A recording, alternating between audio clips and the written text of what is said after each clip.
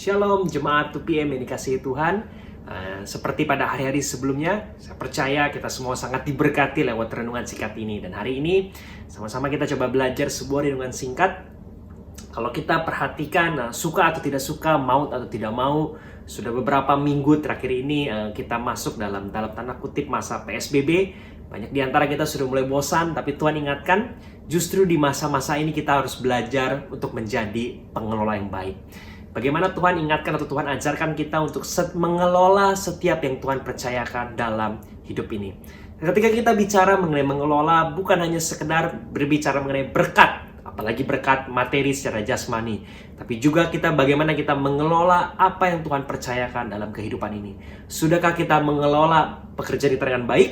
Sudahkah kita mengelola keluarga, pernikahan kita dengan baik, hubungan kita dengan baik? Sudahkah kita mengelola apa yang Tuhan percayakan dalam hidup kita dengan baik? Sebuah quote hamba Tuhan pernah berkata bahwa you will lose what you cannot manage, bahwa Anda akan kehilangan apa yang tidak mampu kita kelola dengan baik. Dan hari ini lewat perenungan singkat kita akan belajar bahwa di tengah keterbatasan yang ada, bagaimana Yesus memberikan contoh menjadi pengelola yang baik, sehingga sungguh pada akhirnya nama Tuhan yang dipermuliakan. Sebuah kisah sederhana, kisah di mana Yesus memberi makan 5.000 orang. Kita mengerti bahwa Yesus pada zamannya Yesus sering berkeliling dari satu tempat ke lokasi yang lain untuk memberitakan kabar baik, untuk melakukan pelayanannya. Pada saat itu Alkitab menjelaskan dalam Yohanes pasal yang ke-6 ayat yang 1 sampai dengan ke-15 bahwa pada saat itu Yesus setelah selesai melakukan pelayanannya, ternyata orang-orang mengikuti dia, dan pada saat itu hari sudah malam. Saat itu Alkitab bilang bahwa atau tidakkah kita suruh mereka pulang karena hari sudah malam.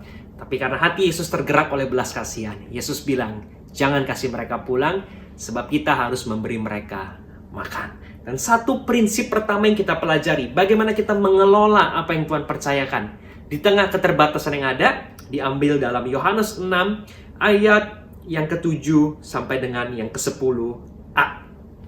Jawab Filipus kepadanya, roti seharga 200 dinar pun tidak akan cukup untuk mereka ini, sekalipun masing-masing mendapat sepotong kecil saja. Seorang dari murid-muridnya, yaitu Andreas, saudara Simon Petrus, berkata kepadanya, di sini ada seorang anak yang mempunyai 5 roti jelai dan 2 ikan. Tetapi apakah artinya itu untuk orang sebanyak ini?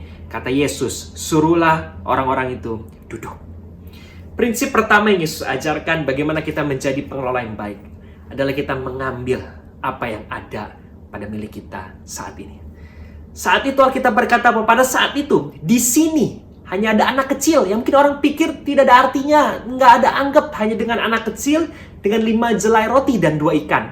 Tapi Yesus ajarkan untuk menjadi pengelola yang baik, bagaimana kita ambil supaya kita bisa mengelolanya dengan baik. Ayat 10 Yesus bilang apa?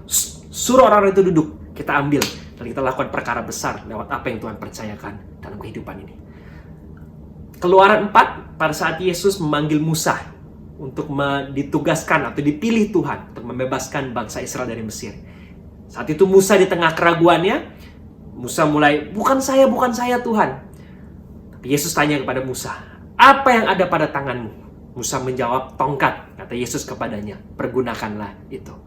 Hari ini saudara yang kasih Tuhan, menjadi pengelola yang baik artinya kita mengambil apa yang Tuhan percayakan dalam hidup ini.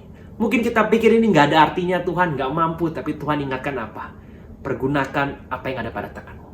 Tapi banyak di antara kita fokus, kita lihat apa yang ada pada tangan orang lain. Kita fokus melihat di tangan teman kita ada apa, sampai kita lupa bahwa di tangan kita yang mungkin kita pikir kecil, tapi di situ ada kuasa Tuhan. Bagian kita menjadi pengelola yang baik adalah mengambil dan mengerjakannya.